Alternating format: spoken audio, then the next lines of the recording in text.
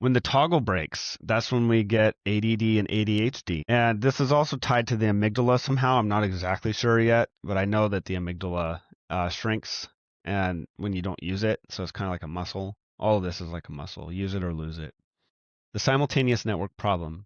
In ADHD, the toggle mechanism is impaired. Instead of clean switching, both the default mode network and the task positive network are partially active simultaneously. That's not good. Neither network dominates, and the Salience network cannot maintain stable switching. The neuroimaging findings in ADHD, when the weakened default mode network and task positive network anti-correlation, and the reduced task positive network activation during attention tasks, and the default mode network intrusion during tasks, that leads to an impaired Salience network function. So this is what they found with neuroimaging studies, and these are the studies where they found these. Welcome, Cameron Brown.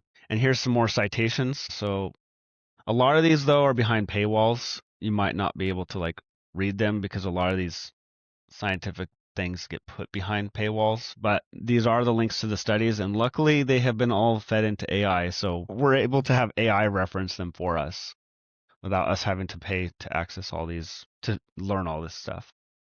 So the phenomenology, both networks running simultaneously, what it feels like when the default mode network and the task positive network both run at once. Welcome, Pierre. This is what we call ADD or ADHD. I'm trying to focus on this task positive network, but my mind keeps wandering, default mode network. Or I start something and immediately think of 5 other things, default mode network intrusion. Welcome, Ash.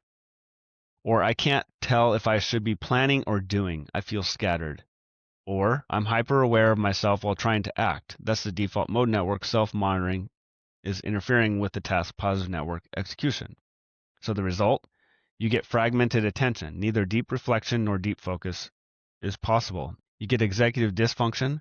You can't sustain goal-directed behavior, task positive network. You get rumination during tasks. So worry and self-referential thought intrude, and that's the default mode network. And you experience chronic overwhelm. So the brain is working hard but accomplishing little. Welcome, Tikuz. This is the opposite of flow. Instead of effortless absorption, there's effortful scattering. Welcome, Rastaman. The hijacked default mode network makes it worse. In the framework, ADHD is not just a weak Salience network, it's often a hijacked default mode network, or the demon, running rampant. The default mode network generates compulsive narratives. You're failing, you'll never finish, you're broken. The Salience network is too weak to suppress the default mode network, so the task positive network cannot activate fully because the default mode network is consuming resources. And the default mode network consumes a ton of resources when it's running. So the result, you get paralysis, rumination, and scattered action.